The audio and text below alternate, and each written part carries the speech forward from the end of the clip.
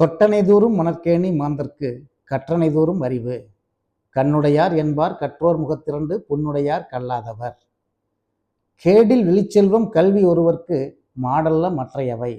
இப்படி எத்தனையோ குறளில் திருவள்ளுவர் 2000 வருஷத்துக்கு முன்னாடியே சொல்லிட்டு போயிட்டாரு. கற்கை நன்றே கற்கை நன்றே பிச்சை புகினும் கற்கை நன்றே அப்படின்னு ஔவையார் பல 100 வருஷத்துக்கு முன்னாடியே சொல்லிட்டு போயிட்டாங்க. அதனால இதையெல்லாம் படித்து தெரிஞ்சுக்கிறதுக்கு கூட கல்வி அறிவு வேணும் இல்லையா? அதுவே இல்லை நம்ம மனிதர்கள் மத்தியில், குறிப்பாக கிராமங்களில் இதை படிக்கிறது கூட அவங்களுக்கு தெரியல. அதனால கல்வியினுடைய முக்கியத்துவம் தெரியவே இல்லை. அவங்க பள்ளிக்கூடத்துக்கு குழந்தைகளை அனுப்பவே இல்லை, படிக்க வைக்கவே இல்லை.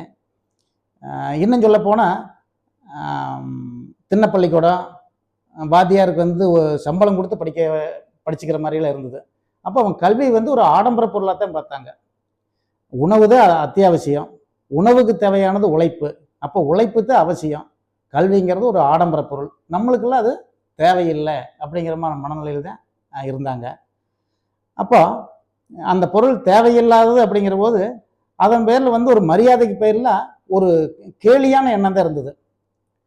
படிப்பு பேரில் மரியாதை இல்லை, ஆனால் படித்தவன் வந்தான்னா அப்படியே அவனுக்கு அடிபணிச்சிருவாங்க. சார் சார் என்று சலாம் விட்டு புத்தி புத்தி என்று வாய் ஒத்தி சரி சரி என்று சம்மதித்து போகிற மனநிலை இருந்தது. ஆனால் கல்வி அவங்க மதிக்கலை, படிக்க வைக்கல. படிக்கிறவர்களையும் கிண்டல் பண்ணாங்க.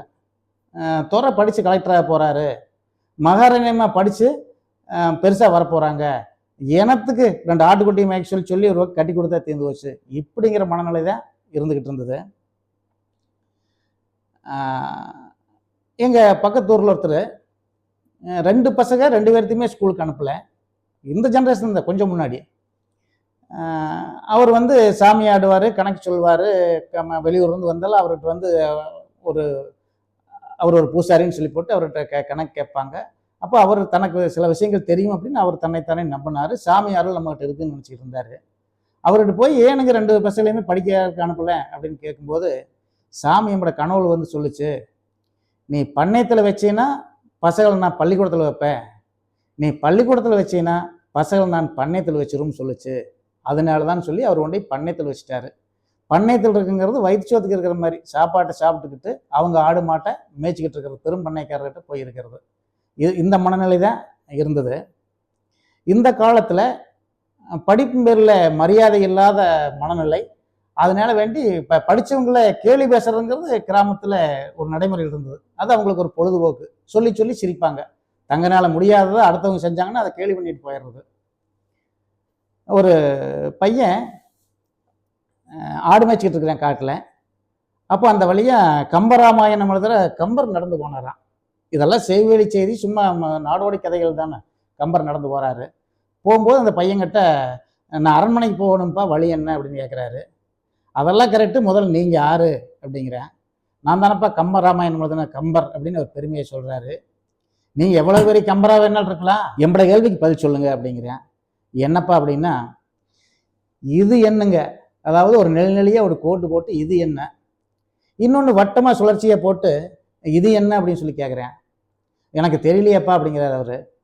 இது ஒன்றும் இல்லை, இது வட்டமாக சுழற்சியாக இருக்கிறது, ஒரே இடத்துல நிற்கிற மாடு உச்சா போகிறது, இப்படி நெல்நிலையே போகிறது, நடந்து போகிற மாடு உச்சா போகிறதுன்னு சொல்கிறேன். இது இன்னும் கூட கொஞ்சம் கொச்சையாக சொல்லுவாங்க, இது கிடையறுத்து மல்லு, அது நடையறுத்து மல்லு அப்படின்னு. அது சொல்லி சிரிப்பாங்க. இது மாதிரி ஒரு பள்ளிக்கூடத்து தம்பின்னு ஒரு கேரக்டரே வச்சுருந்தாங்க. பள்ளிக்கூடத்து தம்பி எல்லாம் தப்பு தான் பண்ணுவேன், அவனுக்கு புத்தி பத்தாது, அவன் முட்டாள், அவன் செய்கிறதெல்லாம் மோசம் அப்படிங்கிறத சொல்கிற மாதிரி அந்த பள்ளிக்கூடத்து தம்பின்னு ஒரு உருவகத்தை வச்சுக்கிட்டு அதை வச்சுக்கிட்டு கேள்வி பேசுகிறத நான் கேள்விப்பட்டிருக்கிறேன்.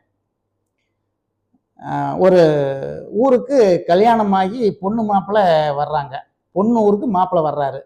இப்போ வரும்போது அவர் தன்னை கொஞ்சம் க்ரூம் பண்ணி காட்டிக்கிறதுக்காக வேண்டி நல்ல உடை மட்டெல்லாம் போடுவாங்க இல்லையா, அது மாதிரி அவர் ஒரு பேனாவையும் பாக்கெட்டில் வச்சுட்டு வர்றாரு. ஆக்சுவலாக அவருக்கு படிக்க தெரியாது, ஆனால் பேனாவை வச்சுட்டு வந்துடுறாரு. எல்லாம் மாப்பிள்ளை வந்திருக்காரு எட்டி எட்டி பார்த்து போட்டு, அடா மாப்பிள்ளை படிச்சு வராட்டிருக்குது, பாக்கெட்டில் பேனா வச்சுருக்காரு அப்படின்னு சொல்லிட்டு போயிடுறாங்க. அன்னைக்கு இங்கே பார்த்து அந்த ஊரில் ஒருத்தருக்கு ஒரு போஸ்ட் வந்துடுது, தபால்காரர் கொடுத்துட்டு போயிடுறாரு. இவர் அதை வாங்கின உடனே எடுத்துட்டு அந்த புது மாப்பிள்ளை ஓடுறாரு. மாப்பிள்ளை தான் வந்திருக்காரு, அவருக்கு படிக்க தெரியுமா, அவர்கிட்ட படிக்கலாம் போட்டு கொண்டு போய் கொடுத்தா மாப்பிள்ளை அதை பார்க்குறாரு. பார்க்குறாரு, பார்த்துக்கிட்டே இருக்காரு. இப்போ நம்மளுக்கு படிக்க தெரியாதுன்னு சொல்கிறதா, அல்லது இந்த மாதிரி செய்தி வந்திருக்குன்னு பொய் சொல்கிறதா, நம்ம படிக்க தெரியாதுன்னு சொன்னால் எல்லாம் சிரிப்பாங்களே, பேனா வச்சுக்கிட்டு வந்து தப்பாக மாட்டிக்கிட்டுமே அப்படின்னு அவரா நினைக்க அவர் கண்ணிலிருந்து அப்படியே கண்ணீர் வடிஞ்சு போகுது. பக்கத்தில் இருந்த பொண்ணு புள்ள தன்னோட வீட்டுக்காரர் அழுகிறாருன்னுட்டு அதுவும் அழுகுது. அப்போ தபாலில் வந்து ஏதோ தவறான செய்தி வந்திருக்குன்னு சொல்லி போட்டு அந்த தபாலை கொண்டு வந்தவர் அழுகிறாரு.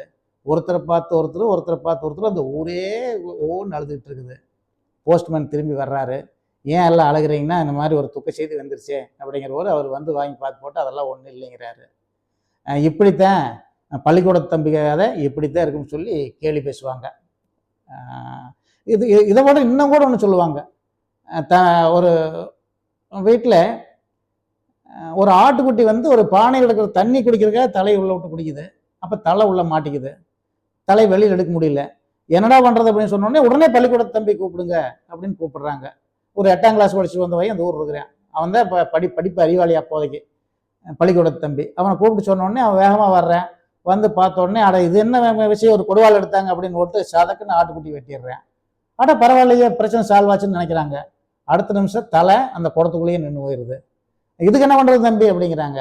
அது என்ன விஷயம்னு அப்படியே அந்த கொடுவாளில் அந்த பானையை தட்டி உடச்சு விட்டுறாரு. இப்போ பானை உடைஞ்சிருது. பிரச்சனை சால்வ் ஆயிடுச்சு. Operation success, patient close. பிரச்சனை சால்வ் ஆகிடுது. ஆனால் குடவும் போயிடுச்சு, குட்டையும் போயிடுச்சு. இப்படித்தான் இருக்கு படித்தவ நியாயமெல்லாம் அப்படின்னு சொல்லிக்கிட்டு தங்களை தாங்களே ஏமாற்றிக்கிட்டு குழந்தைகளை பள்ளிக்கூடம் அனுப்புறதை தவிர்த்துக்கிட்டு இருந்தாங்க. அப்போ மன்னராட்சி ஒழிந்தது, கும்பினி ஆட்சி ஒழிஞ்சது, பாளையக்காரர் ஆட்சி ஒழிந்தது, மக்களாட்சி மலர்ந்தது. காமராஜர் வர்றாரு, இலவச பள்ளிக்கூடத்தை கட்டுறாரு. அதுவும் ஒவ்வொரு ஊருக்கும் பக்கத்திலேயே கோவிலில் உள்ள ஊரில் குடியிருக்க வேண்டாம்ங்கிற சொலவடையை மாற்றி பள்ளிக்கூடம் இல்லாத ஊரில் குடியிருக்க வேண்டாம் அப்படிங்கிற ஒரு நிலைமை கொண்டு வர்றாரு. இலவச கல்வி, மதிய உணவு, எம்ஜிஆர் வந்து அது சத்துணவு. அதுக்கு பின்னாடி வந்தவங்க எல்லாம் பல்பொடியிலிருந்து செருப்பிலிருந்து பேனா, பென்சில், நோட்டு, புத்தகம் அத்தனையும் கொடுக்குறாங்க. கொடுத்து படிக்க வைக்கிறாங்க. இதுவெல்லாம் வந்து இந்த 50 வருஷத்துக்குள்ள இருந்தது. இதுக்கு முன்னாடி பள்ளிக்கூடம் போறதே வந்து ஒரு ஆடம்பரமா நினைச்ச சமூகம் இருந்ததுங்கிறது இந்த தலைமுறைக்கு புரியுமான்னு எனக்கு தெரியல. ஓகே.